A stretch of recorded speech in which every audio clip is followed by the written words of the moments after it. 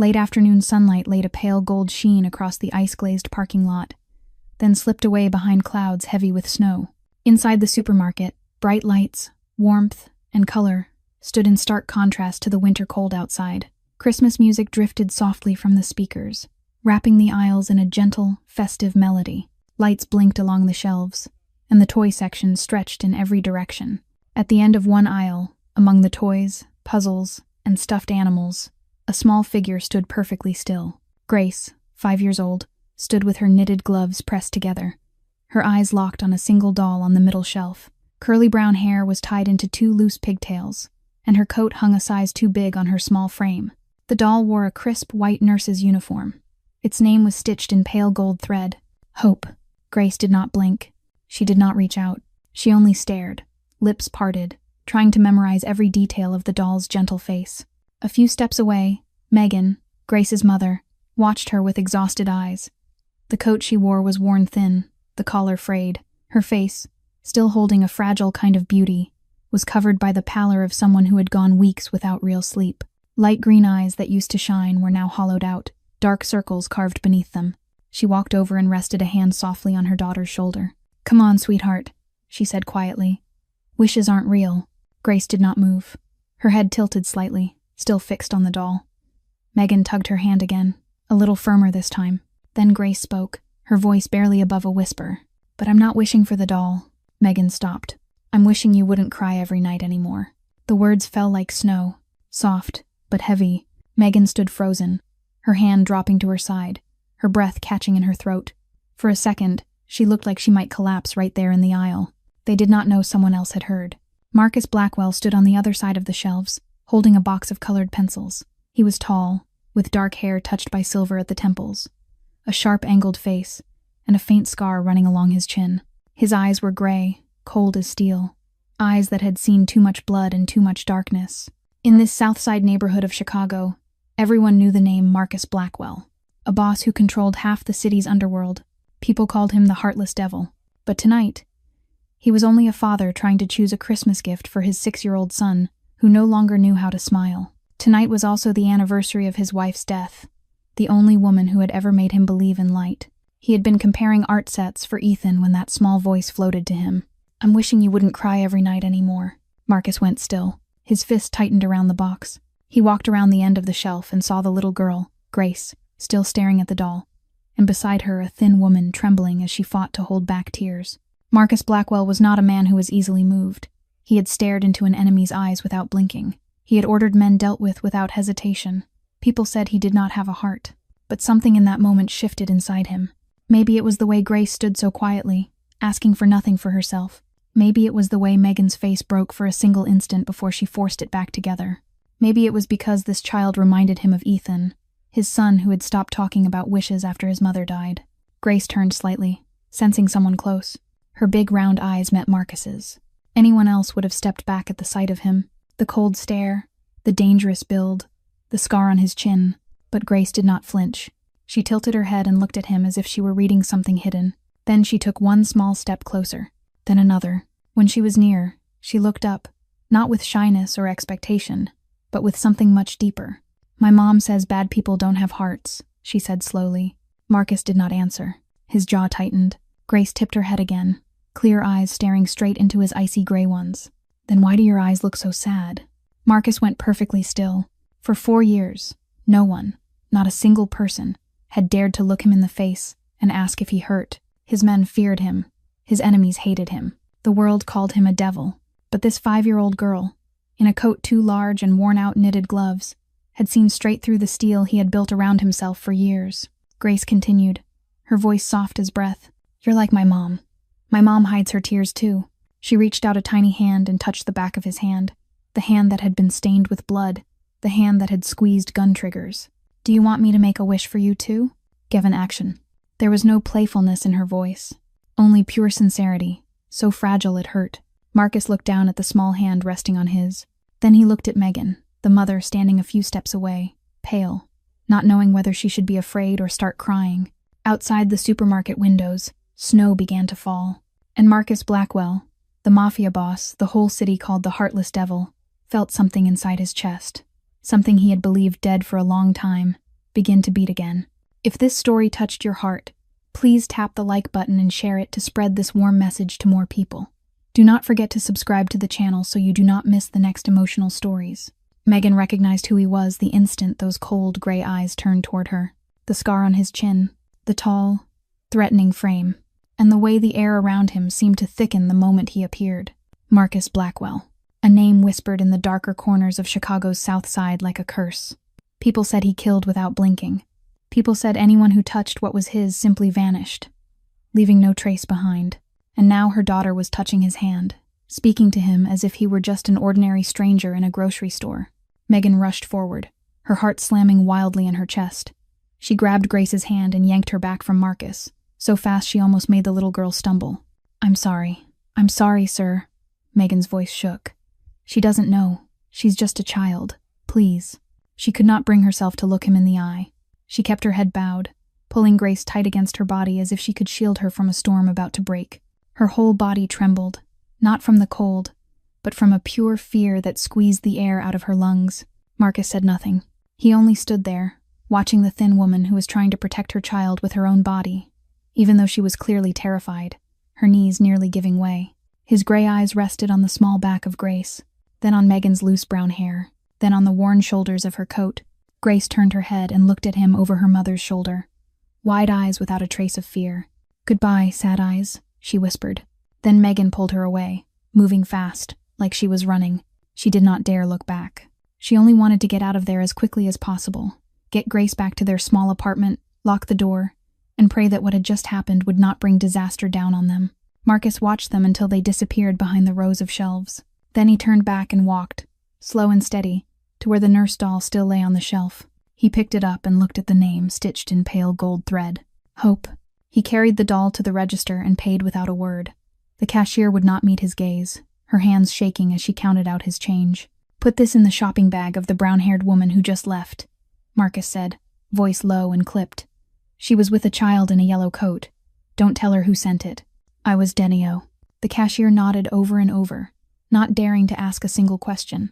Outside the store, Megan was fumbling for her car keys in her purse, her hands still trembling. Grace stood beside her, unusually quiet. She did not ask why her mother was so frightened.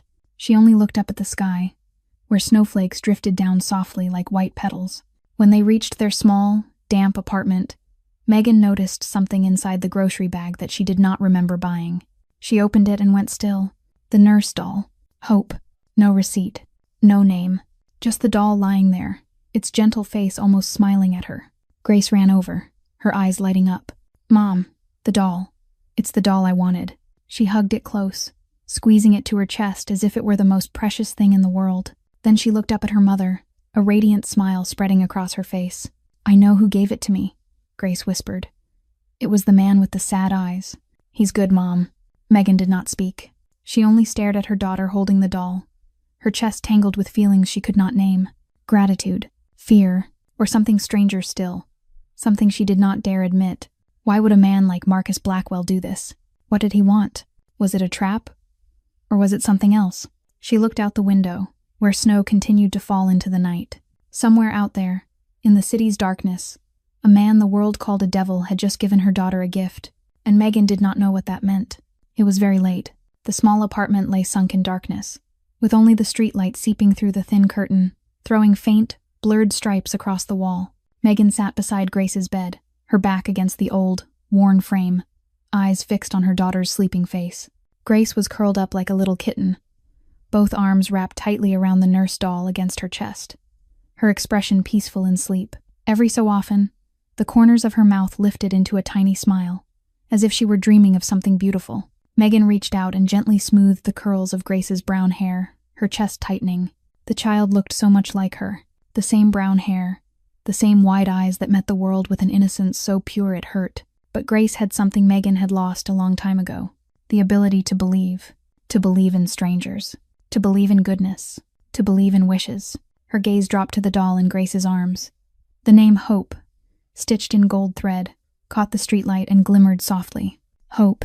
How cruelly ironic. How long had it been since Megan even remembered what hope felt like? 6 years earlier, she had been someone else. Megan Holloway, a senior nursing student, top of her class with perfect grades and an open future stretching out in front of her. She loved nursing because she wanted to heal, to help, to bring hope to people who were hurting. She believed effort would be rewarded, that kindness would meet kindness. Then Ryan appeared. Handsome, charming, sweet in a way Megan could not resist. He promised a shared future, a small house with a white fence, beautiful children, the happy life she had always imagined. Megan believed him. She believed every word, every kiss, every night he held her and whispered that she was the only one. And then she found out she was pregnant, and everything collapsed. Ryan was not single. He had a wife, a child, a perfect family in the suburbs Megan had never even known existed. She had been entertainment, a dirty little secret he kept hidden. When Megan called to tell him she was pregnant, he blocked her number and vanished as if he had never existed at all. She lost her scholarship, lost her dream, lost her faith in love and in people. But she did not lose Grace. Megan remembered giving birth alone in a public hospital, no one beside her. She remembered the feeling of holding Grace for the first time, that tiny life looking up at her with clear, innocent eyes, and she swore she would do anything to protect her child. Her mother came to help for the first 2 years. She was Megan's only support back then, the gray-haired woman who held Grace in her arms and sang lullabies in a roughened voice. But then she was gone too. Lung cancer took Megan's mother on a bitter winter night, when Grace had just turned 2. After that, Megan was alone. The past 6 years had been 6 years of survival, waiting tables in the daytime, cleaning office buildings at night, babysitting on weekends, washing dishes in restaurants whenever a shift opened up. Her hands grew rough from cleaning chemicals. Her feet swelled from standing too many hours. There were months she skipped meals so Grace could have enough milk. There were nights she cried in the bathroom so her daughter would not hear. The dream of becoming a nurse had died a long time ago. Now she had only one goal: keep Grace warm, keep her fed, keep her in school. That was all. Megan looked at the Hope doll again. Why? Why would someone like Marcus Blackwell do this? He was a Mafia boss, a cold-blooded killer the entire city feared. He had no reason to care about a strange child or a poor single mother like her, unless it was a trap, a way to control them, a debt that, sooner or later, she would be forced to repay. But then Megan remembered his eyes in the supermarket, gray and cold as steel. But when Grace touched his hand, something inside them had shifted. Not threat, not calculation, something Megan had seen in her own reflection night after night. Pain. Megan shook her head, trying to chase away the madness of that thought. Marcus Blackwell was a devil. He did not have a heart. That was what everyone said. So why had Grace said his eyes looked sad? Megan let out a slow breath and pulled the blanket higher over her daughter, tucking her in more tightly. Whoever Marcus Blackwell truly was, whatever he wanted, she would protect Grace at any cost. She had already lost too much. She could not lose her only child. Outside the window, snow kept falling into the cold night, and Megan sat there until dawn, eyes never leaving her daughter. Her heart crowded with questions that had no answers. The sleek black car glided through Chicago's empty streets, streetlights throwing faint orange bands across the windows. Marcus Blackwell sat in the back seat, gray eyes turned toward the glass, but he was not truly seeing anything. Snow was still falling, laying a thin white veil over the city, making everything look strangely peaceful. But there was no peace in his mind, only the wide eyes of that child, and a voice soft as breath. "Why do your eyes look so sad?" When the car stopped at the gates of the estate, Marcus stepped out in silence. The guard bowed his head in greeting. Marcus did not respond. He walked straight inside, his feet carrying him without thought up to the second floor, down the long hallway, to the last room on the left, Ethan's room. Marcus pushed the door open gently. A pale blue nightlight washed over the face of his 6-year-old son, deep asleep. Ethan lay curled inward, both arms wrapped tight around a pillow, as if he were holding someone invisible. His black hair was his father's, but his fine features belonged to his mother, especially the eyes. When Ethan opened them, it was Isabel's eyes looking back at Marcus. Marcus stayed in the doorway. He did not step inside. He only stood there, watching his son sleep, his chest tightening with a familiar pain that had not faded in 4 years. On Ethan's desk, pencil drawings were stacked in uneven piles, all of them gray, the color of storm clouds, of rain, of shadow. Ethan did not draw suns. He did not draw rainbows. He drew only what his small soul could feel, and that soul, like his father's, had frozen 4 years ago. Marcus turned away and walked into his office at the end of the hall. The room was dark, lit only by moonlight slipping through the wide window.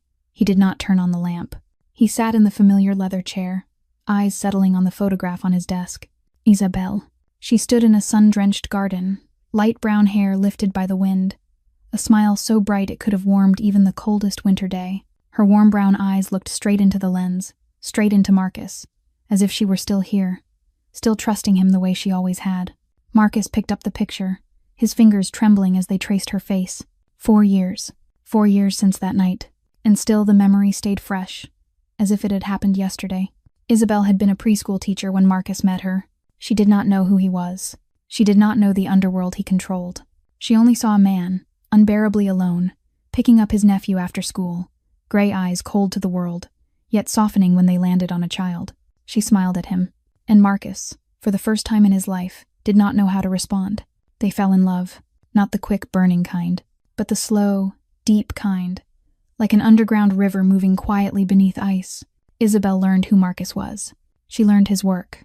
She learned what his hands had done, but she was not afraid. She did not run. "I believe you can be good," she had told him once, her small hands holding his sharp, angled face. "I believe you have a heart, even if you hide it." Marcus married her. They had Ethan, and in those brief 3 years, Marcus learned what happiness was. He started to believe that maybe he could change. Maybe he deserved to be loved. Maybe the light Isabel carried could push back the darkness inside him. But darkness never forgives the ones who dare to leave it. On Christmas night 4 years ago, Marcus took his family to see the city's holiday lights. Ethan sat on his father's shoulders, pointing at the glittering stars, laughing out loud. Isabel walked beside them, her eyes shining with joy as she watched the 2 men of her life. They did not know Derek Moran had been watching for a full month. They did not know Marcus's enemies had been waiting for the one moment he would let his guard drop. They did not know that beautiful night would be the last night they had together. Gunfire cracked through Christmas music. Marcus reacted on instinct, pulling Ethan into his arms, rolling to the side. But Isabel stayed standing, eyes wide with shock, looking down at the blood spreading across the front of her white coat. She collapsed into Marcus's arms. He held her, screaming her name, while her blood soaked through his clothes. Ethan shrieked beside them, but Marcus heard nothing except his wife's broken breaths. "Marcus," Isabel whispered, her brown eyes fading. "Keep believing. Love our son. Don't let the darkness swallow you." Then those eyes closed, and something inside Marcus died with her. He took revenge. Derek Moran lost everything. Nearly lost his life. But it did not bring Isabel back. It did not make Ethan speak again. It did not make Marcus feel anything except an endless, hollow emptiness. For 4 years, he froze his heart. He became the cold machine the world feared. He did not laugh. He did not cry. He did not believe in anything. Christmas became the day he hated most. Marcus set the photograph down and closed his eyes. But instead of Isabel's face, he saw the wide eyes of the child in the supermarket. Grace. That little girl had looked through the steel he had built around himself and asked one question no one else dared to ask. "Why do your eyes look so sad?" And for some strange reason, that question made Marcus's frozen heart tremble. For the first time in 4 long years. The next morning, as weak winter sunlight filtered through the thin veil of snow over the city, Marcus Blackwell had been sitting in his office since before dawn. He had not slept. All night, every time he closed his eyes, he saw that child's wide gaze again. He heard the voice, light as wind. "Do you want me to make a wish for you?" The question kept echoing inside him, refusing to let go. At 8 o'clock in the morning, Marcus pressed the call button on his desk. Less than a minute later, Victor Crane walked in. Victor had been Marcus's right hand for 15 years.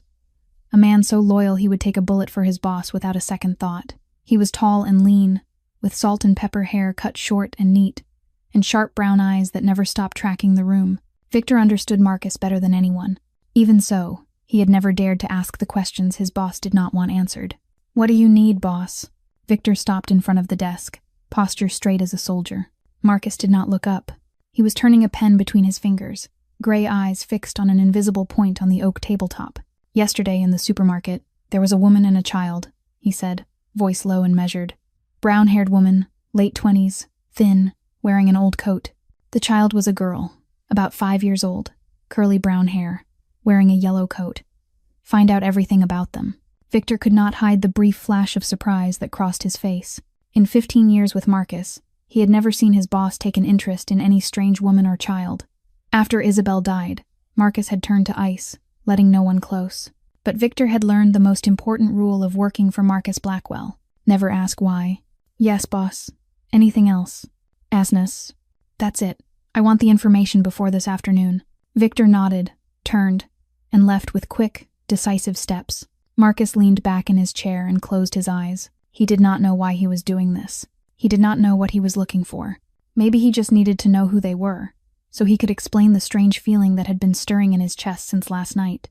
Maybe he only needed to be sure that child was real, that those clear eyes and that breath-soft voice were not a hallucination conjured by a man too tired to hold himself together. That afternoon, Victor returned with a thin file folder. He placed it on Marcus's desk, his face unreadable. Megan Holloway, 28 years old, single mother. Daughter named Grace Holloway, 5 years old. They live in a small apartment in the Wellington area. 3rd floor, no elevator. She works at Rosie's Diner, day shift and sometimes nights. Minimum wage. Currently 3 months behind on rent. The landlord has issued an eviction notice. The child gets sick often, pneumonia twice last year, and they have no health insurance. Marcus opened the folder and read every line.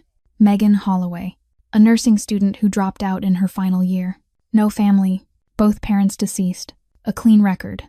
No arrests, no charges, no ties to any organization. Just an ordinary woman trying to survive one day at a time. He paused at the attached photograph. Megan looked straight into the camera. Pale green eyes, exhausted but still lit with stubborn strength.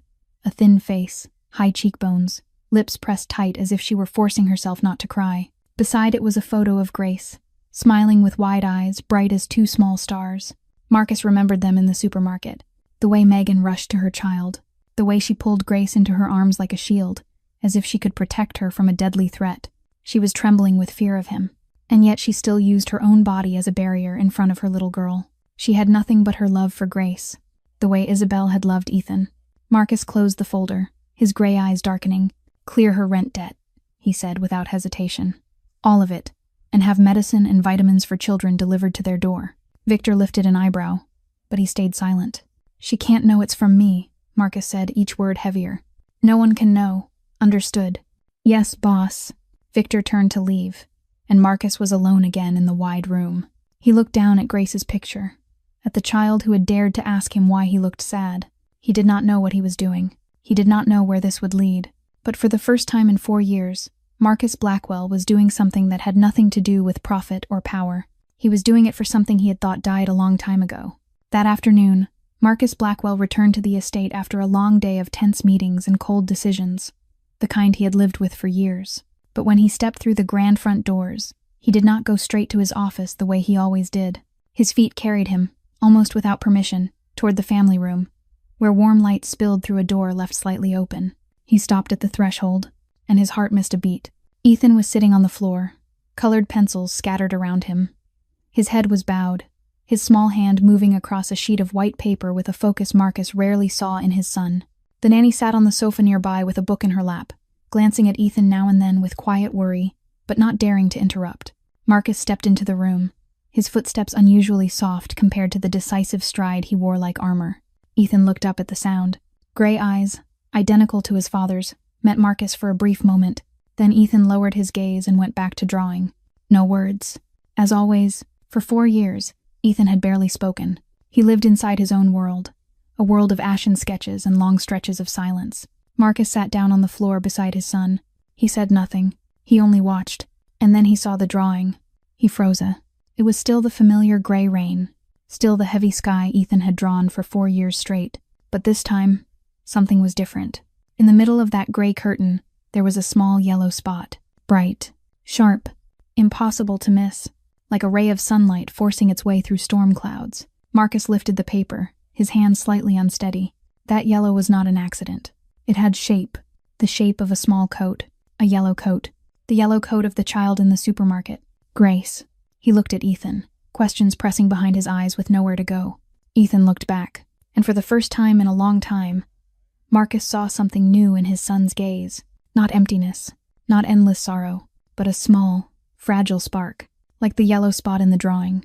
Ethan reached out and gently pushed the picture toward his father, as if offering it as a gift. Then the boy stood, walked toward the staircase, and left Marcus sitting there alone, the drawing in his hands. That night, Marcus could not sleep. He sat in his office, Ethan's drawing laid out in front of him, gray eyes locked on that tiny patch of yellow. For the first time in 4 years, his son had used color. For the first time in 4 years, Something had stirred Ethan from a long, brutal winter, and it had something to do with that child, Grace. A soft knock at the door made Marcus lift his head. Victor stepped inside, his expression grave. "Boss, I need to report something." "Ender?" Marcus nodded, signaling him to continue. "Ethan had a mild fever this afternoon. The nanny didn't notice until he refused dinner. I called Dr. Cole to come examine him." Marcus frowned, worry rising in his chest. Ethan had been prone to little illnesses since Isabel's death, as if his small body were echoing the pain his spirit could not speak aloud. "What did Cole say?" "Nothing serious, just a common cold, but—" Victor hesitated. "Dr. Cole spoke to me privately. He's concerned about Ethan's care. The current nanny is kind, but she has no medical training. With Ethan's health, he recommends finding someone with medical knowledge, someone who can handle things better." Marcus fell silent, fingers tapping lightly against the desk.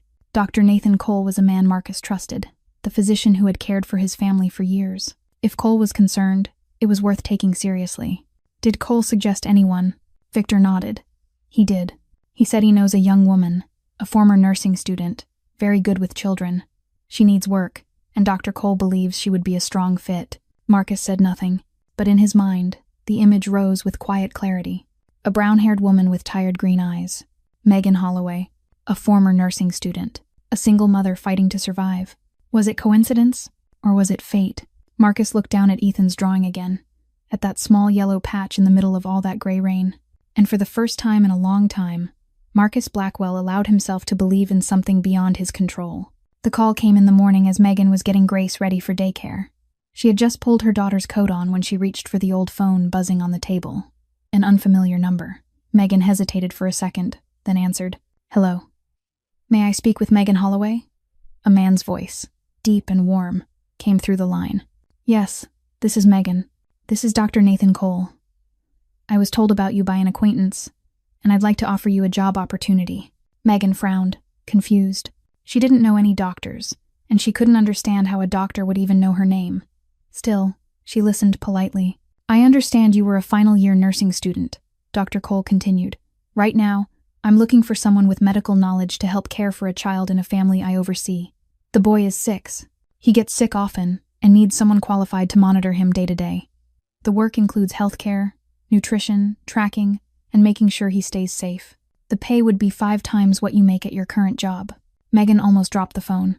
5 times? That kind of money could change her and Grace's life completely. Tuition for Grace, medicine when her daughter got sick, heat for the brutal winter ahead.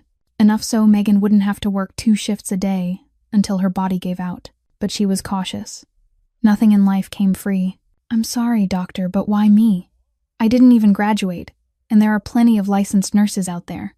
Dr. Cole gave a soft chuckle. "I was told you're good with children, and that you have a solid medical foundation even if you didn't complete the program. This family needs someone devoted more than they need a diploma. Could you come in for an interview tomorrow? I'll text you the address." Megan fell silent, her mind spinning. She wanted to refuse. Every instinct told her something about this wasn't normal. But then she looked at Grace, her little girl clutching the Hope doll. Wide eyes lifted to her mother, waiting. Grace's coat was too old, too thin for a Chicago winter. Her shoes were tight, but Megan didn't have the money to buy new ones. "Okay," Megan heard herself say. "I'll come." The next day, Megan stood before a massive iron gate outside a mansion in the northern suburbs of Chicago, somewhere she had never set foot in her life. She'd taken 3 buses to get here, and the entire way she couldn't stop asking herself what she was doing. What wealthy family would want a former nursing student who'd dropped out? The gate slowly swung open after she rang the buzzer. Megan stepped inside, her heart pounding. A stone path led to an imposing 3-story estate, surrounded by a sprawling garden blanketed in white snow. Everything radiated wealth and power, things she'd never touched, never belonged near. A man in a black suit opened the door, his face unreadable. He guided her down a long corridor lined with paintings and glittering chandeliers, then stopped at a large oak door. "The boss is waiting inside." Megan drew a deep breath and walked in. The room was vast, with tall windows looking out over the garden. Afternoon light streamed through, laying pale gold streaks across the wooden floor. And in the center of it all, seated behind a gleaming black oak desk, was a man she recognized instantly. Marcus Blackwell. Megan went rigid. Her blood seemed to freeze. Those steel-gray eyes locked on her without a flicker of emotion. The faint scar along his chin was a quiet warning of exactly who he was. The heartless devil. The Mafia boss the entire city feared, and she was standing inside his house. Megan wanted to turn around and run, to bolt through that door and never look back, but her legs didn't obey. She stood there trembling like a rabbit before a wolf. "Sit," Marcus said, his voice low and clipped, not an invitation, but a command. Megan swallowed hard, her feet carrying her to the chair opposite his desk like a machine. She sat, hands clenched together in her lap, trying to stop the shaking. Marcus studied her for a long moment, gray eyes sweeping from her pale face to her tightly knotted fingers. Then he spoke. "I don't care how afraid you are of me. I don't care what you think you know about me. I only need one thing from you." He leaned forward, that gaze cutting straight through her. "Can you help my son?" Megan accepted the job. She had no other choice. Or at least that was what she kept telling herself. When Marcus Blackwell looked at her with those cold gray eyes and asked whether she could help his son, Megan saw something else inside his gaze. Not a threat, not power, but the desperation of a father trying to save his child. And Megan, no matter how frightened she was, could not turn away from that kind of pain. The only condition she set was that she be allowed to bring Grace with her. She could not leave her daughter all day, and she could not afford to hire a private sitter for Grace. Marcus agreed without hesitation, as if he had known she would ask for it. On the first day, Megan and Grace arrived at the estate at 8 o'clock in the morning. Weak winter sunlight filtered through bare branches, laying a pale gold sheen over the stone path that led to the main gate. Grace held her mother's hand tightly, her wide eyes lifted toward the imposing mansion with a mix of curiosity and nervous excitement. In her other hand, she clutched the Hope doll as though it were a charm for protection. A servant led them up to the second floor, to a spacious room flooded with light. The room was simply decorated but warm, with a soft fur rug spread across the floor, colorful bookshelves, and a small corner stocked with drawing supplies. And in that corner, a little boy sat on the floor with his back to the door, head bowed over a page as he drew. Ethan Blackwell, 6 years old, the child who did not speak. Megan signaled for Grace to stay still, then stepped into the room softly. She did not call the boy's name. She did not try to make conversation. She only lowered herself to the floor a few steps away, close enough for him to know someone was there, but far enough not to invade his space. Ethan did not turn around. He kept drawing, his pencil moving across the paper in steady, unhurried lines. Megan watched in silence, not pushing, not asking questions. She understood that this child had lived through something terrible, and trust was not something that could be built in a single day. Minute after minute passed. Megan remained there, patient and quiet. She studied the picture taking shape beneath Ethan's hand. The same ash-gray lines, the same heavy sky, the same endless rain. But in one corner there was a small yellow blot, the yellow blot she had heard Victor mention. Grace's coat. Then Ethan stopped. He lifted his head and turned to look at Megan. Gray eyes just like his father's, yet carrying the deep sorrow of a child who had lost the most precious thing in the world. He did not speak. He only looked at her for a long time, as if weighing her, deciding whether this unfamiliar woman could be trusted. Megan gave him a gentle smile, not forced, not overly friendly, just a simple, honest smile. And Ethan did not look away. That was the first time. The servants would whisper to her later that the boy had not turned his face aside when a stranger came near. Just then, quick little footsteps pattered in the hallway, and Grace burst into the room like a gust of wind. She could not stand outside the door any longer. "Mom, what is he drawing?" Grace ran up to Ethan, her eyes bright as she took in the picture. "Wow, you draw so well. Can you teach me to draw too?" Megan started to stop her, afraid Grace might scare Ethan, but she froze when she saw the boy's reaction. Ethan looked at Grace. He looked at the curly-haired girl with the big round eyes smiling right in front of him. He looked at the Hope doll in her hand, and his gaze settled on Grace's yellow coat. Silence stretched out. Megan held her breath. Then Ethan reached out, took a green-colored pencil, and offered it to Grace. Grace took the pencil, her smile growing even wider. She sat down beside Ethan and began scribbling in one corner of the page, chattering nonstop even though Ethan did not answer a single word. Megan raised a hand to cover her mouth, her eyes stinging. Downstairs in the study, Marcus Blackwell stood before the monitor showing the security camera feed. He watched his son sitting beside a strange child, sharing colored pencils with her without resistance. Victor stood at his side, his voice low. "The first time he has played with anyone in 4 years, boss." Marcus did not respond. He only stood there, gray eyes fixed on the screen where the two children were drawing together in silence. And if Victor had looked more closely, he would have seen that the corner of his boss's eye was slightly wet. 2 weeks passed like a strange dream Megan did not dare believe was real. Each morning she and Grace came to the estate, and each day she witnessed small but miraculous changes in Ethan. The boy began to speak, not in long sentences or steady conversations, but one word at a time, broken and scattered, like the first drops of water slipping from a frozen spring. Blue. This. Grace. Each time Ethan opened his mouth, Megan had to fight the urge to cry in front of him. Grace was the real miracle. She understood nothing about Ethan's pain, nothing about the tragedy he had lived through. She was simply a 5-year-old child, innocent, overflowing with energy and unconditional love. Grace taught Ethan to play hide-and-seek, tugging him into running through the vast mansion, her clear laughter echoing down hallways that had been silent for 4 years. In return, Ethan taught Grace how to draw. He patiently showed her how to hold a pencil, how to blend colors, how to shape simple lines, and Ethan's pictures began to fill with more color. Not only the yellow blot of Grace's coat, but also the blue of the sky, the pink of flowers, the orange of a sun slowly rising behind gray clouds. Megan cared for Ethan with every ounce of devotion she had. She monitored his health, made sure he ate well, took his medicine on time, and slept enough. Each night she read stories to him, and even when he did not respond, she kept reading, page after page, until he drifted to sleep. But with Marcus, she kept her distance. Whenever he appeared, Megan stepped back, lowered her head in greeting, and quietly left the room. She was still afraid of him. She still did not understand why he had helped her, and she did not want to understand. She only wanted to do her job well, earn money to raise Grace, and avoid sinking too deeply into the dangerous world of Marcus Blackwell. But that night changed everything. The clock read 2 in the morning when Megan jolted upright at the sound of soft crying coming from Ethan's room. She was sleeping in the staff bedroom right next to his, so she could respond quickly if anything happened during the night. She ran in, and her heart tightened when she saw Ethan curled on the bed, his face flushed, sweat soaking his skin, his whole body trembling. Megan did not panic. Calmly, she placed her hand on Ethan's forehead and felt the fierce heat, a high fever. She quickly grabbed the thermometer, checked his temperature, and began to act. She wiped him down with a damp cloth, changed his sweat-drenched clothes into something dry, and laid a cool compress across his forehead. She prepared fever medicine, gently lifted Ethan's head, and coaxed him to swallow small sips.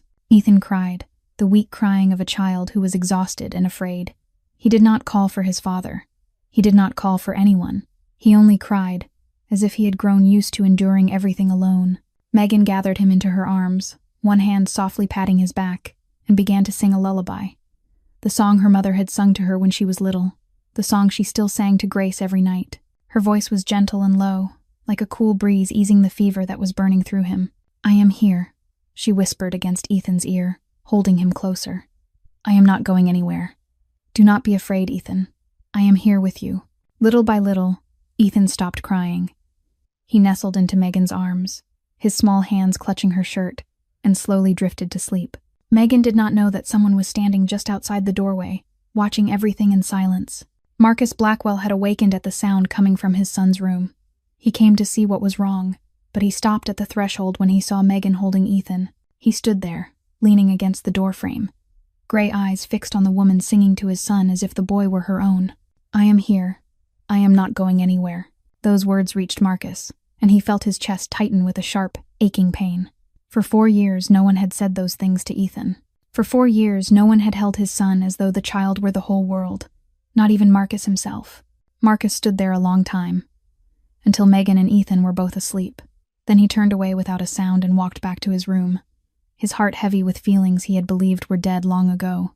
The next morning, just after Megan finished feeding Ethan breakfast and was getting ready to take him outside for a little winter sunshine in the garden, a servant came to tell her the boss wanted to see her in his study. Megan's heart tightened. Her mind flew straight to the night before, to the way she had held Ethan without asking, to the way she had sung to the son of a Mafia boss, as though the boy were her own. Maybe she had crossed a line. Maybe Marcus Blackwell did not want an outsider that close to his child. Maybe she was about to be fired. Megan stepped into the study on trembling legs, head bowed, hands clenched together in front of her stomach. She did not dare look Marcus in the eye. She only stood there, waiting for the sentence to be handed down. "Sit down," Marcus said, his voice low, but not as cold as it usually was. Megan sat in the chair across from him, her pulse pounding. She braced herself for a reprimand, for an order to leave, for anything at all. except what Marcus said next. Thank you. For last night. Megan lifted her head, her pale green eyes widening in shock. She was sure she had heard him wrong. Sir? What did you say? Marcus looked at her, and his gray eyes were no longer steel cold. Something else lived there now. Something softer. Something more human. I said thank you. For taking care of Ethan last night. I saw you holding him, singing to him. Megan did not know how to respond. It was the first time she had ever heard Marcus Blackwell say thank you. It was the first time he spoke to her without commanding or interrogating. She sat there in silence, words gone, her mind unable to catch up. Marcus stood and walked to the large window that looked out onto the garden. Outside, Ethan and Grace were chasing each other across the lawn, the sound of their laughter drifting into the room. For 4 years, no one has been able to do what you did, he said, his voice slow and deep.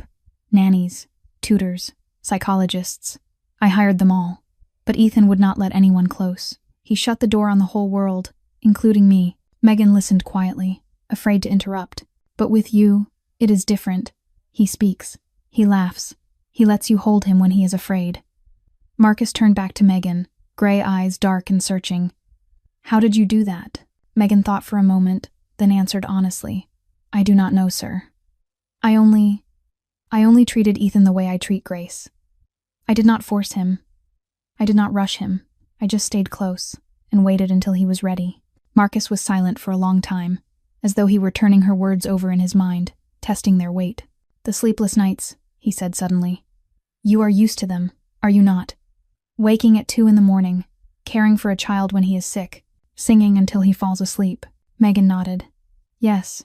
When Grace was little, she got sick often. I am used to it. Alone. Yes, alone. They looked at each other, and in that moment Megan realized they had more in common than she had ever imagined. They were both solitary parents, both worn down by long nights without sleep, both loving their children so fiercely they would do anything for them. Megan stood, about to ask permission to leave, when her eyes drifted to the photograph on Marcus's desk. A beautiful woman with light brown hair and a warm smile looked into the camera. She stood in a sunlit garden, brown eyes bright with happiness. She is so beautiful, Megan blurted, before she could stop herself. Marcus turned, his gaze settling on the photograph, and his face seemed to soften, to age, to carry the pain he had hidden for 4 years. Isabel, he said, so low it was almost a whisper. My wife. Megan fell silent. She knew his wife had died, but she did not know the details, and she did not dare ask. She was the only light I ever had. Marcus continued, his gray eyes fixed on something far beyond the room. She was the only one who believed I could be better, that inside this monster there was still a man, and I lost her. Right in front of me. I did not protect her. His voice caught on the last words, and Megan saw something she never thought she would see. Pain. Regret. A heart breaking from the inside out. Marcus Blackwell was not a heartless devil. He was only a man who had lost the love of his life, and did not know how to make himself whole again. For the first time, Megan looked at him without fear. For the first time, she saw the man beneath the cold armor. And for the first time, her own heart softened for a man the whole world called a monster. In the underworld of Chicago, no secret stays hidden for long. Derek Moran understood that better than anyone. He was Marcus Blackwell's sworn enemy, the man who had nearly died under the boss's hand after the ambush 4 years ago. Derek had lost almost all his territory. He had lost most of his men, but he was still alive, and a man who is still alive can still hunger for revenge. For 4 years, Derek lay low and waited. He rebuilt his strength. He gathered what he could. He searched for Marcus's weakness. But Marcus Blackwell was like a fortress with no cracks. Cold, ruthless, letting no one close. A man with no weakness.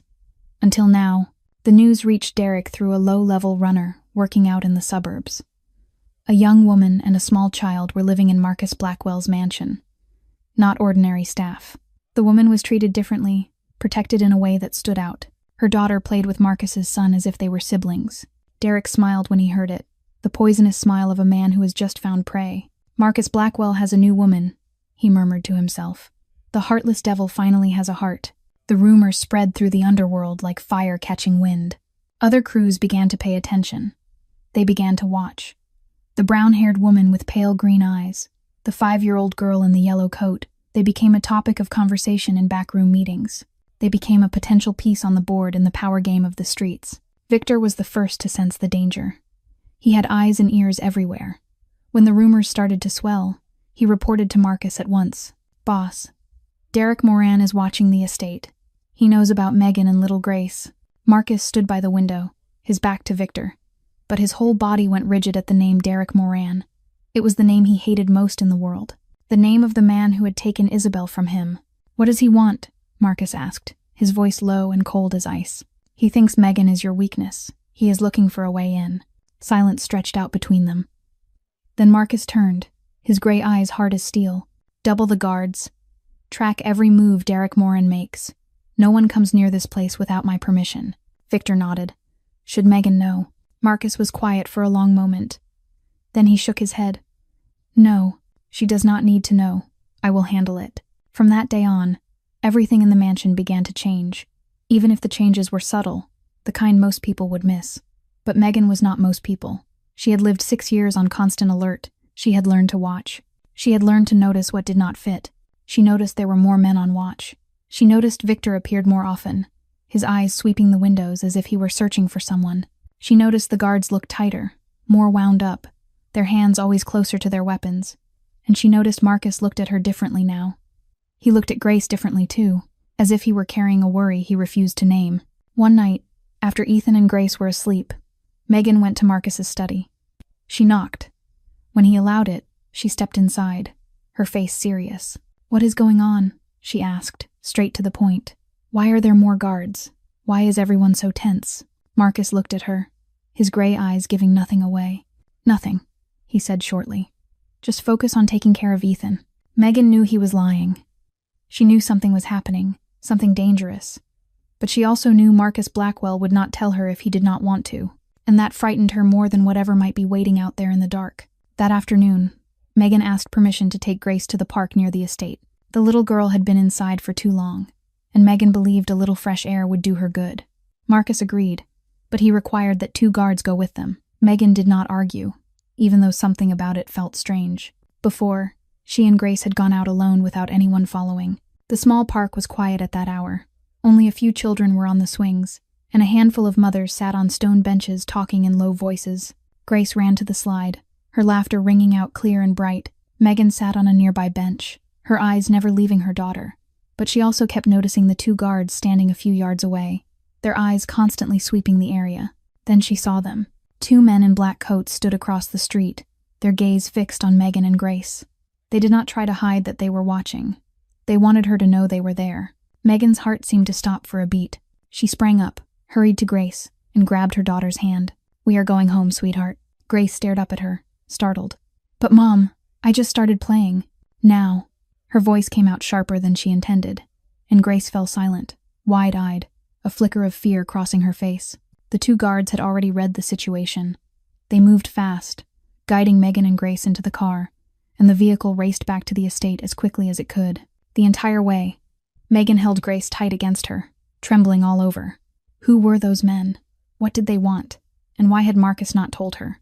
When they reached the mansion, Megan handed Grace to one of the staff and went straight for Marcus's study. She did not knock. She did not ask. She shoved the door open and stepped inside. Marcus sat behind his desk. He looked up when he saw her, a brief flash of surprise in his gray eyes. "What is it?" Megan stood there, shaking with fear and anger. She was no longer the woman who lowered her head and spoke softly in front of a crime lord. She was a mother protecting her child. "Someone was watching us," she said, her voice trembling but firm. "At the park, 2 men. They looked straight at me and Grace." Marcus did not look surprised. He only exhaled, rose from his chair, and walked to the window. "I know. You knew."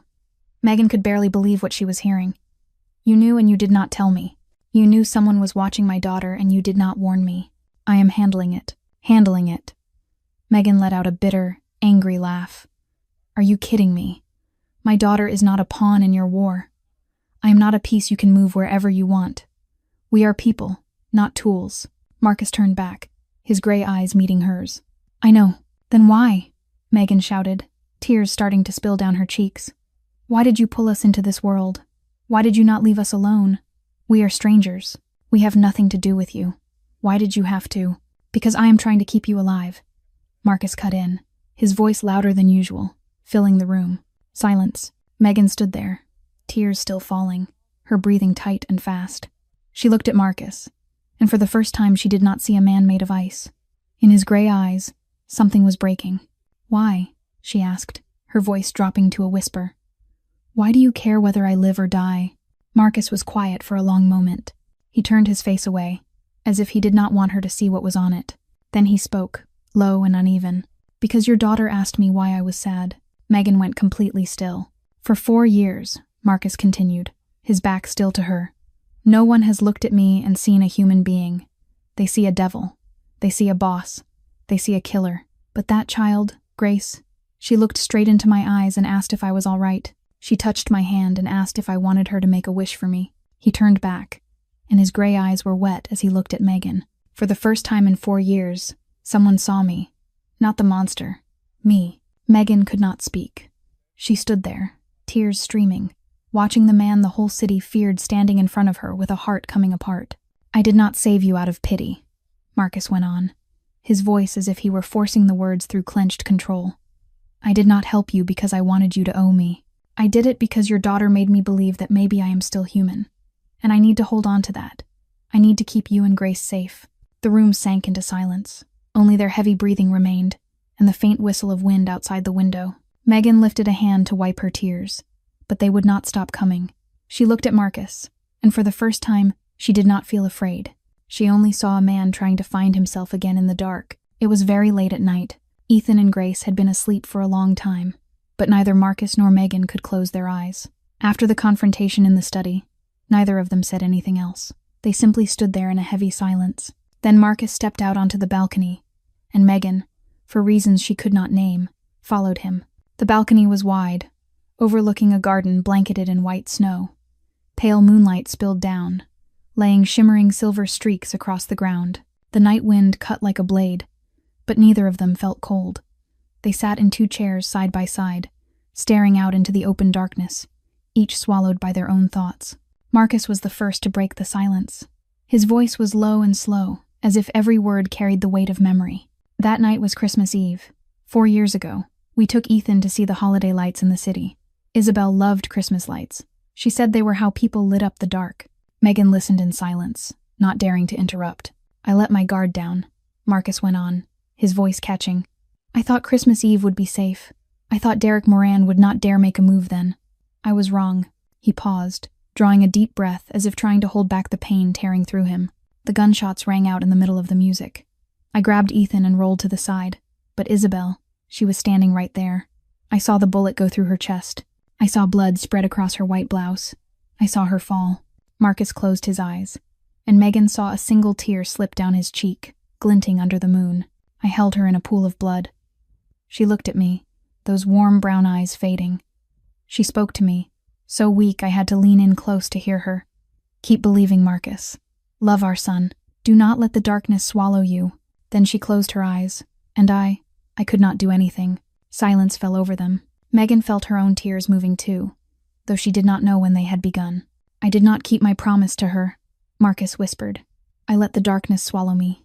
I froze my heart. I pushed Ethan away. I became the thing she feared most." Megan did not know what to say to comfort him. She simply sat there, quietly beside him, letting him feel that he was not alone in this cold night. Then she spoke, her voice small and gentle. 6 years ago, I used to believe in love too." Marcus turned to look at her, his gray eyes still wet. "His name was Ryan. He was handsome, charming. He said the sweetest words I had ever heard. He promised he would marry me, promised we would have a little house, promised life would be happy. I believed him. I believed every word." She gave a bitter laugh, a laugh that never reached her eyes. "When I got pregnant with Grace, he disappeared. I only found out he already had a wife and child. I was just a diversion, a dirty little secret he kept hidden. I lost my scholarship. I lost my future. I lost faith in everything." Marcus listened in silence, not interrupting, not judging. "My mother came to help me raise Grace. She was the only support I had, but then she died too when Grace was 2 years old. Lung cancer. I sat by her bed, holding her hand until she took her last breath. That night, I did not cry. I did not have any tears left." She turned to Marcus, her green eyes catching what little light there was in the dark. "After that, I did not believe in anything anymore.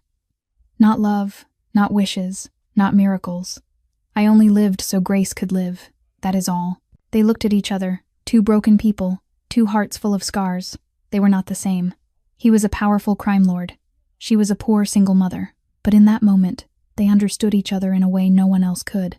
"I did not save you out of pity, Megan," Marcus said, his sincerity so clear she could not doubt it. "I did it because you deserve it. You lost everything and still got back up. You were betrayed and still loved. You were exhausted and still smiled at your daughter every day." He turned his gaze back toward the snow-covered garden, his voice dropping lower.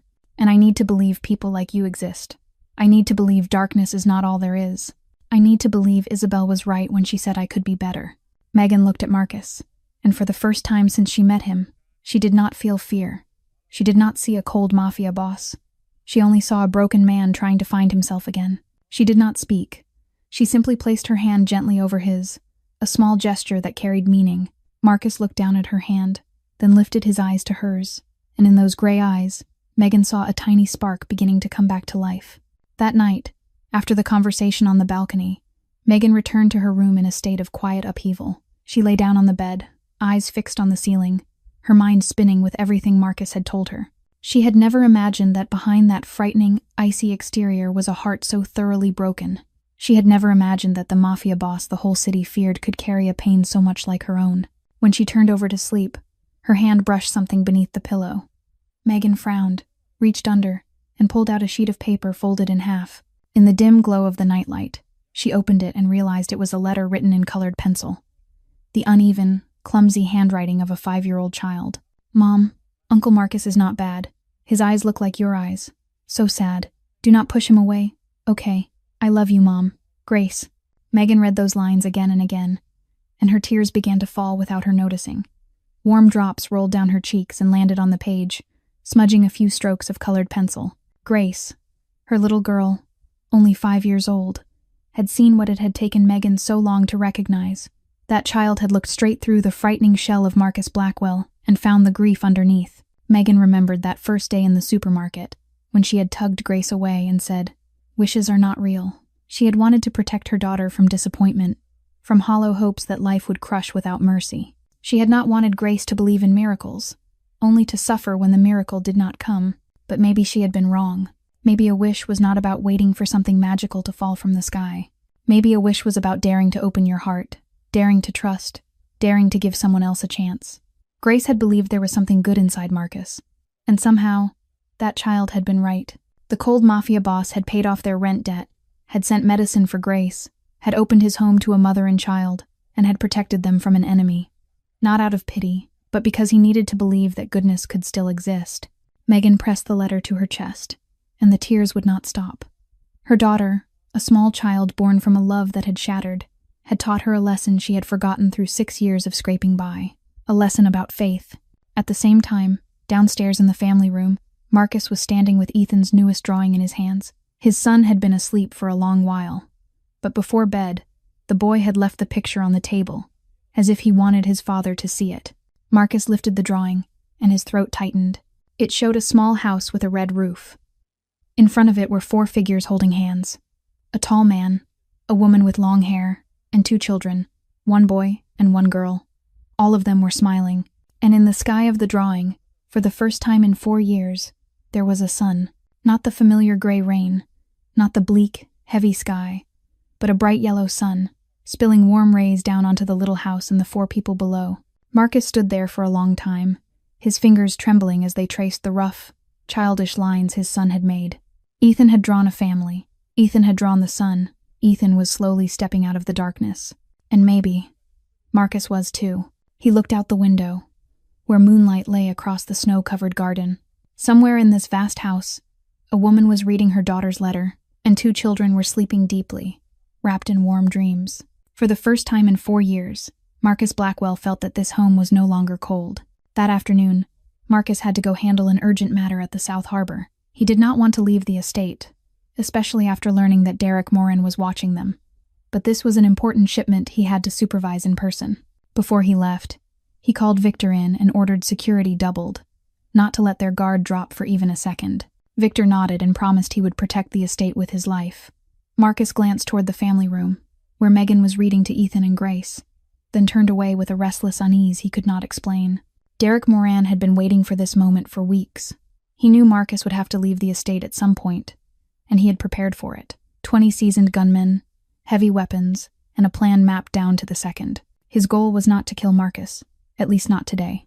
His goal was to seize the woman and the child, use them as hostages, and force Marcus to his knees. He wanted to see the most powerful mafia boss in Chicago collapse because of the weak. The first gunshot cracked through the air right as the clock struck 5 in the afternoon. Megan was in the kitchen preparing dinner for the children when she heard it, a harsh sound that tore open the calm of the late day. She froze for a single second, her heart pounding wildly, and then a mother's instinct took over her entire body. She sprinted into the family room where Ethan and Grace were playing, grabbed both children by the hand, and pulled them into motion. "Follow me, hurry." The gunfire came closer and closer, tangled with shouts and the crash of breaking glass.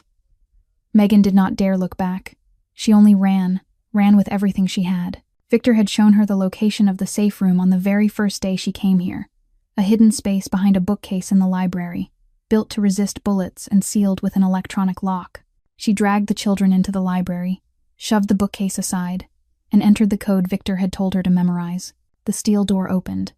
Megan pushed Ethan and Grace inside, then lunged in after them, yanking the door shut just as the sound of pursuing footsteps drew near. The safe room was small and dark, lit only by a weak ceiling bulb. Megan sank to the floor, pulling both children tight against her chest, her whole body trembling. Grace sobbed openly, her small face pale with fear. She clung to the Hope doll as if it were a lifeline. Mom, I am scared." Megan held her daughter tighter, one hand stroking Grace's hair, whispering reassurance even as she herself was so terrified she wanted to scream. "It is okay, sweetheart. It is okay. I am here. I will protect you." Outside, the gunfire did not stop. Bullets striking walls, people shouting, frantic running steps. Megan closed her eyes and prayed it would pass, prayed that someone would come and save them. Then a small hand reached for Grace's hand. Megan opened her eyes and saw Ethan sitting beside them, his gray eyes no longer empty as before. There was a strange steadiness in them, the steadiness of a child who had already lived through storms. "Do not be afraid, Grace," Ethan said, his voice small but firm.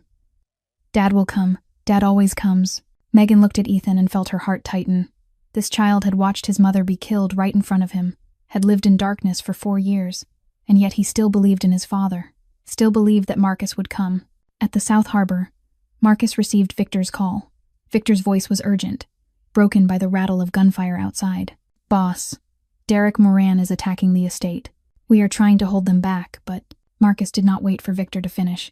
He charged for his car, slammed the accelerator down, and the sleek black vehicle tore through the wind toward the estate at a terrifying speed. In his mind, there was only one image: Ethan, Grace, and Megan, 3 people he had sworn to protect. He reached the estate while the battle was still not over. Without waiting, without hesitation, Marcus stepped out of the car with a gun in his hand. He was the devil the whole city feared, and tonight he would show Derek Moran why. Marcus dealt with each intruder with ruthless, icy efficiency, not a second of hesitation. Every shot found its mark. He moved like a shadow through the night, and he left no one standing in his path. This was not Marcus Blackwell trying to be a good man. This was the devil protecting what belonged to him. When the last gunshot echoed and the final attacker fell, Marcus stormed into the estate, stepping over bodies and pools of blood, running straight to the library. He entered the code, and the steel door slowly opened. Inside, Megan held both children tight, all 3 of them shaking. As light spilled in from outside, Ethan lifted his head, and when he saw his father in the doorway, his eyes brightened. "Dad." Marcus dropped to his knees and wrapped his arms around his son, crushing the boy to his chest as if afraid that if he let go, Ethan would vanish. He closed his eyes, felt Ethan's warmth, and in that moment, he was no mafia boss at all. He was only a father holding his child. Then he looked up, his gray eyes searching for Megan and Grace. "Is anyone hurt?" Megan shook her head, tears streaming down her cheeks as she still held Grace in her arms. "No, we are fine." Marcus let out a breath, as if the entire sky had been lifted off his shoulders. He looked at Megan, at Grace, at Ethan, and he swore to himself that he would never let this happen again. Night had grown late, but no one in the estate could sleep. The servants moved quietly through the wreckage, replacing shattered panes, wiping blood from the floors. Victor directed everything with a tight, strained face, his eyes sweeping every corner as if an enemy might still be hiding somewhere. The bodies had been removed. The marks of the battle were slowly disappearing, but fear still hovered in the air, weightless and stubborn. Megan sat out on the balcony, both hands wrapped around a mug of hot tea a servant had just brought her. Yet she did not drink. She only sat there, staring at the snow-covered garden under the moonlight, trying to steady herself. Her hands still trembled, no matter how hard she had fought to control them for the past several hours. The crack of gunfire, the sound of glass breaking. Grace's terrified face kept replaying in her mind like a nightmare film with no pause button. Soft footsteps sounded behind her, and Megan knew who it was without turning around. Marcus stepped onto the balcony and stopped beside her in silence. He did not sit. He simply stood there, gray eyes fixed in the same direction as hers. After a long time, he spoke, his voice low and tired. "I am sorry." Megan looked up at him, her pale green eyes still rimmed with red. "I am sorry for bringing you and Grace into danger," Marcus went on, his gaze not on her but on the darkness beyond. "I knew the risk of keeping you here. I knew my enemies could come after you, but I still let you stay. That is my fault." Megan shook her head and set the tea on the balcony railing. "You saved us," she said, her voice gentle but certain. "If you had not come back in time, if you had not, we might have." She could not finish. Her throat tightened when she pictured what might have happened. Marcus turned to her, and in his eyes was something Megan had never seen before. Not coldness, not hidden pain. It was gratitude, and perhaps something deeper that she did not dare name. "No," he said, his voice dropping until it was almost a whisper. "Your daughter saved me first." Megan looked at him, confused. "That night in the supermarket," Marcus explained. "I was standing at the edge. 4 years living in darkness. 4 years feeling nothing but emptiness. I had forgotten I was still human. But Grace, she looked straight into my eyes and asked if I was all right. She touched my hand and offered to make a wish for me." He stopped, swallowing hard. "That was the first time in 4 years anyone treated me like a human being. Not a boss, not a devil, just a man who was sad. And that saved me." Megan felt tears rise again. Even though she had thought she had cried herself empty earlier, she looked at the man standing in front of her, the man the whole world feared, and she saw only a broken soul trying to mend. Without thinking, without hesitation, Megan reached out and gently closed her fingers around Marcus's hand. It was the first time she had touched him on her own. Her hand was small and warm, resting inside his large, rough palm as if they had been made to fit. Marcus looked down at their joined hands, then lifted his gaze to Megan. His gray eyes softened, like ice melting under sunlight. He did not speak. He did not need to. They simply stood there, hand in hand, facing the night, letting silence say what words could not. Inside the estate, in a warm room under strict protection, Grace and Ethan slept deeply in the same bed. After the chaos, the two children would not let go of each other, and Megan had allowed them to sleep together. Grace held the Hope doll tight, her face peaceful in sleep. Ethan lay beside her, one hand resting on Grace's hand as if he were protecting her, even though he was only a child himself. Their small hands stayed clasped even in dreams, as if they knew that no matter how the storm came, they still had each other. And perhaps that was what Megan and Marcus were beginning to understand, too. The week before Christmas, Marcus Blackwell did something no one in Chicago's underworld ever expected. He hosted a charity event. Not the kind of event other bosses use to launder money or disguise illegal work. This was a real event, with a real purpose, and a real heart behind it. The Grand Meridian Hotel in downtown Chicago glittered with Christmas lights. A towering tree standing in the center of the lobby, and hundreds of distinguished guests, from business leaders and politicians to well-known philanthropists. No one knew the infamous crime boss of the city was behind it, because Marcus had built a flawless, legal front over many years. Megan stood at the edge of the ballroom, wearing a simple black dress Marcus had quietly arranged for her. She felt out of place among the expensive gowns and tailored suits around her. Grace stood beside her, holding the Hope doll, wide eyes lifted to the sparkling lights with open, delighted wonder. Ethan stood next to Grace. He was speaking far more than he used to, and tonight he was explaining to Grace what each color of light on the tree meant. When the lights in the hall softened and the stage lights came up, Marcus stepped out from behind a red velvet curtain. He wore a black suit, his hair neatly combed, his angular face and the faint scar along his chin giving him an imposing presence. Yet something in him no longer felt as cold as before. The room fell silent, hundreds of eyes fixed on him.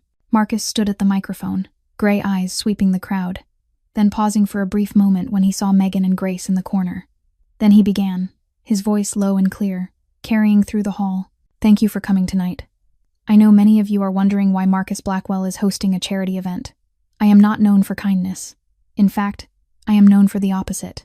A light ripple of laughter moved through the room, but Marcus did not smile. He continued, his tone slow and sincere. 4 years ago, I lost the woman I loved most in this world, and after that, I froze.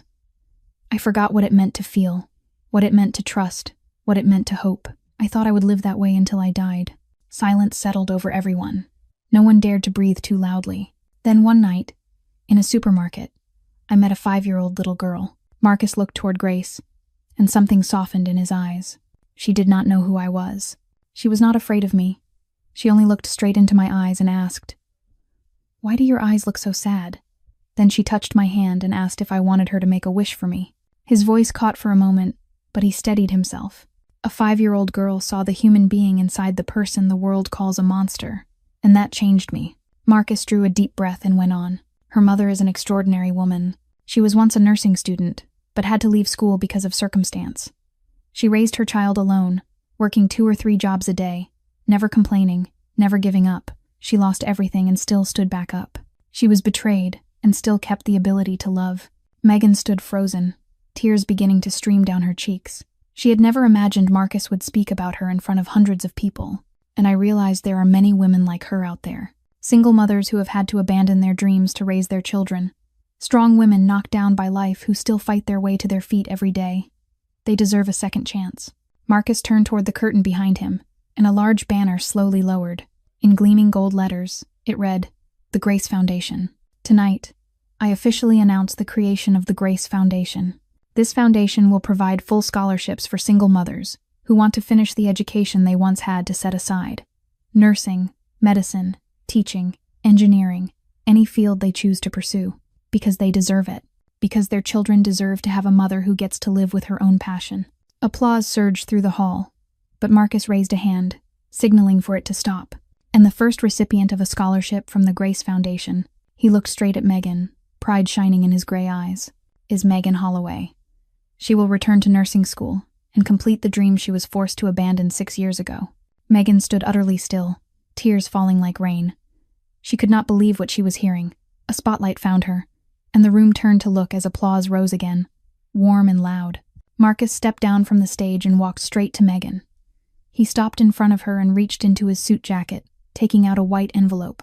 "This is a full nursing scholarship," he said, his voice gentle, "meant only for her ears. In your name, because you deserve it." Megan took the envelope with trembling hands, tears still spilling without end. She wanted to speak, to thank him, but her throat tightened until no sound would come. Grace ran over and wrapped her arms around her mother's leg. "Mommy, are you really going to become a nurse?" Like the Hope doll. Megan knelt and pulled her daughter close, smiling through tears. "Yes, sweetheart. Mommy is going to become a nurse." Marcus watched the two of them, and for the first time in 4 years, he smiled. A real smile. The smile Isabel had once loved. The ceremony ended in applause and warm congratulations. One by one, the guests began to leave, and the ballroom slowly emptied, while the Christmas lights still shimmered on the towering tree. Megan remained where she was, the white envelope in her hands, her chest crowded with emotions she could not put into words. For 6 years, she had let go of her dream of becoming a nurse. She had buried it so deep inside herself that she had almost believed she had forgotten it. And now that dream was in her hands, wrapped in a simple envelope, yet carrying an entire future inside it. Marcus stood beside her, silent, waiting. He did not press her. He did not ask questions. He simply stayed there, steady as a harbor in the middle of the storm rising in her heart. Then Grace ran over, small feet pattering on the marble floor, her curly brown hair bouncing with every step. She grabbed her mother's hand and Marcus's hand and tugged them closer together, her wide eyes shining like stars. "Mom, you smiled." Megan looked down at her daughter, not understanding at first what she meant. "That real smile," Grace cried, her voice bright with triumph. "Not the tired smile from before. Your real smile." "My wish came true." Megan went still. She remembered the first night after meeting Marcus in the supermarket, when Grace had whispered that she did not wish for the doll. She wished her mother would stop crying every night. She remembered the crayon letter Grace had tucked beneath her pillow. She remembered every time her daughter had looked at her with a worry far too old for a 5-year-old. And now Grace was looking at her with the purest happiness Megan had ever seen. Tears rose again, but this time they were tears of joy. Megan dropped to her knees and held her daughter tight, kissing the soft curls that still carried the faint, sweet scent of milk. "Yes, sweetheart. Your wish came true." Marcus watched the two of them, and when Megan lifted her gaze and met his eyes, he spoke softly, his low voice warm in a way she had never heard before. "Maybe mine did too." Megan looked at him and understood what he meant. The wish to be trusted, the wish to be seen as a human being, the wish to feel again. She did not speak. She only rose and gently squeezed his hand, letting the warmth of her touch travel into him like a promise that did not need words. Just then, Ethan came running from the far side of the hall. He had been standing at a distance, watching the entire ceremony in silence, his gray eyes following everything. Now he stopped in front of Megan and looked up at her with an expression she had never seen on him before. Not emptiness, not hidden sorrow, but trust, attachment, and perhaps even love. "Miss Meg," Ethan said, his small voice clear. Megan froze. It was the first time Ethan had called her by a name like that. For weeks, he had only called her Miss, or had not called her anything at all. But now Miss Meg sounded in his mouth like recognition, like acceptance, the kind she had never dared to hope for. "Miss Meg," Ethan said again, and reached out to take her hand. "Will you stay with us?" Megan dropped to her knees and pulled him into her arms, tears spilling again no matter how hard she tried to hold them back. "I am here," she whispered against his hair. "I am not going anywhere." Grace shoved her way in between them, wrapping her arms around Ethan and her mother at the same time, her laughter ringing out, clear as bells. "We are a family now, right, Mommy?"